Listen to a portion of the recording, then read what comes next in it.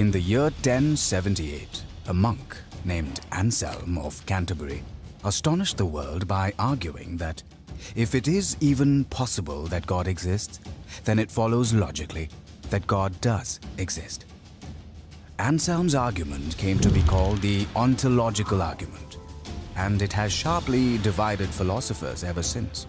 The 19th century German philosopher Arthur Schopenhauer called it a charming joke, but many prominent 20th century philosophers such as Charles Hartshorne, Norman Malcolm, and Alvin Plantinga think that it's sound.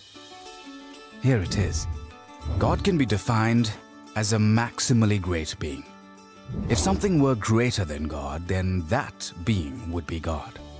And in order to be maximally great, a maximally great being would have to be all-powerful, all-knowing, and morally perfect in every possible world.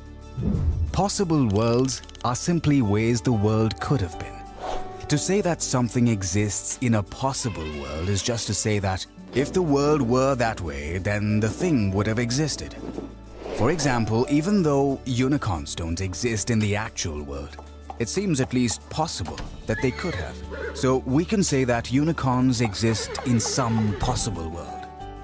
On the other hand, a married bachelor does not exist in any possible world because the idea of a married bachelor is logically incoherent. It could not possibly exist. So if it is possible that a maximally great being exists, then we can say that he exists in some possible world. But wait, a maximally great being would not really be maximally great if it existed in only some possible worlds. To be maximally great, it has to be all-powerful, all-knowing, and morally perfect in every possible world. So think about it.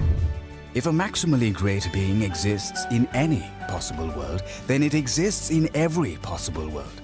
And if it exists in every possible world, then it exists in the actual world. That is, a maximally great being actually exists. Thus, the atheist has to maintain not simply that God does not exist, but that it is impossible that God exists. Here's a summary of the ontological argument. Steps 2 through 6 are straightforward and largely uncontroversial. But what about point number 1? Clearly, if it can be shown that the idea of a God is logically incoherent, then the argument fails.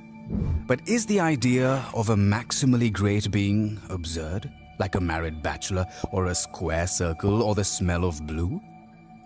This doesn't seem to be the case.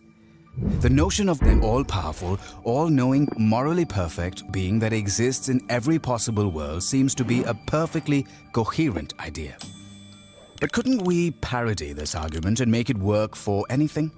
Why not say, it's logically possible that a maximally great pizza exists. Therefore, a maximally great pizza does exist? However, the idea of a maximally great pizza is not like the idea of a maximally great being. In the first place, there aren't intrinsic maximal values that make pizzas great. There could always be one more pepperoni to increase its greatness. It's not even obvious what properties make a pizza great. Thin crust or thick crust, extra cheese, anchovies? It's relative to the taste of the consumer. In the second place, a maximally great pizza would have to exist in every logical possible world. But that would mean that it couldn't be eaten. So it wouldn't really be a pizza, because a pizza is something you can eat. The idea of a maximally great pizza turns out not to be a coherent idea. The idea of God, on the other hand, is an intuitively coherent idea. Therefore, his existence is a possibility. And the ontological argument shows that if God possibly exists, then God actually exists.